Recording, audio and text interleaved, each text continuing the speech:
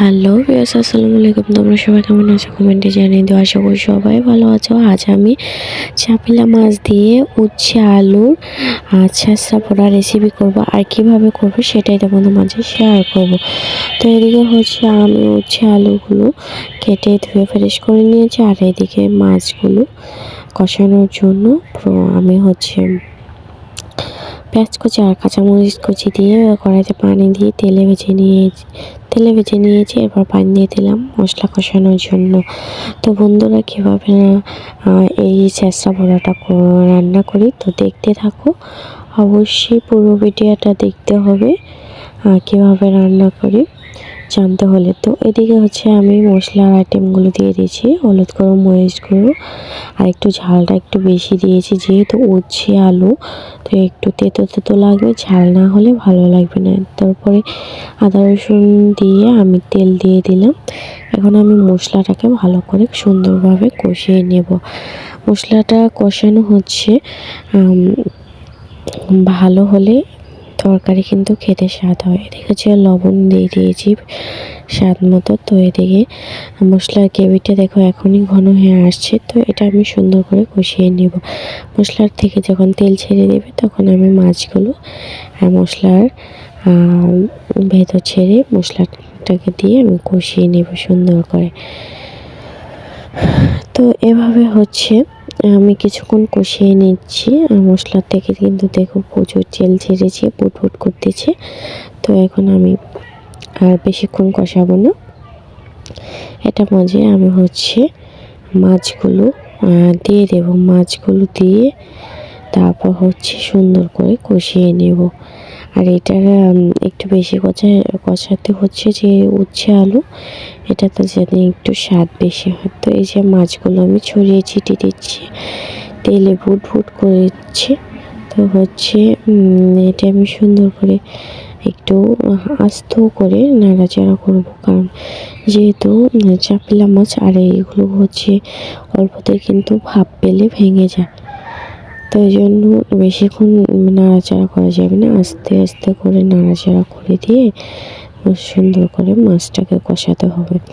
এবার মাছগুলো হচ্ছে কষানো হলে এটাকে তুলে নিতে হবে। তো মাছটা আমি তো মাত্রই দিলাম, তো কষানো হয়নি।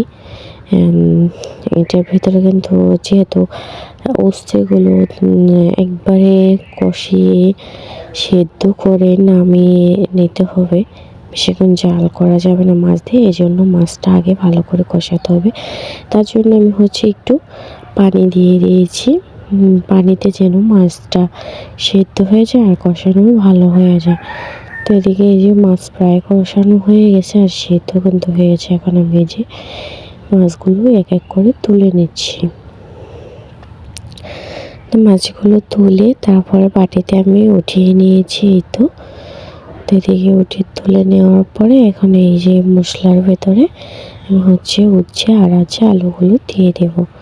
তো চাপিলা মাছ দিয়ে উচ্ছে আলুর ছেঁচড়া পোড়া কিন্তু বেশ লাগে খেতে। অনেক আছে ইলিশ মাছ দিয়েও রান্না করে খায়, আমি বেশিরভাগ পছন্দ করি হচ্ছে চাপিলা মাছ দিয়ে। তো তোমরা এভাবে রান্না করে খেয়ে দেখো কেমন লাগে, অবশ্যই কমেন্টে জানাবে কিন্তু।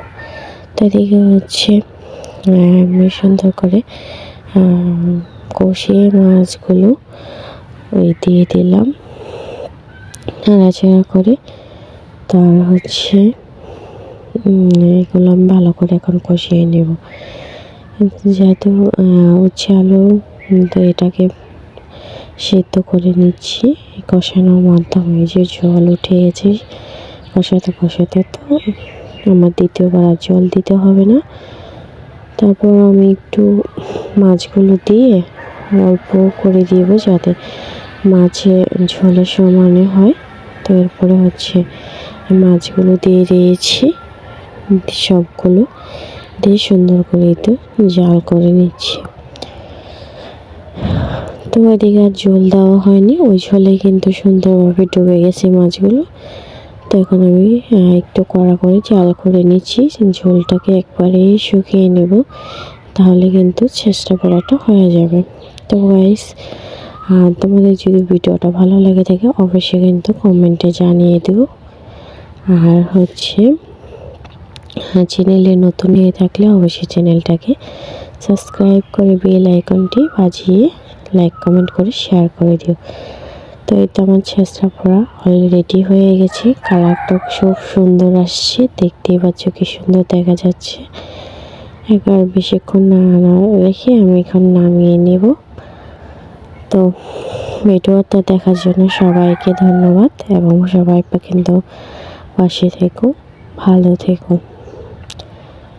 এখন আমি এটাকে নামিয়ে নিচ্ছি। এই তো তরকারি ফাইনাল লুক হয়ে গেল ছেঁচড়া পোড়া। তো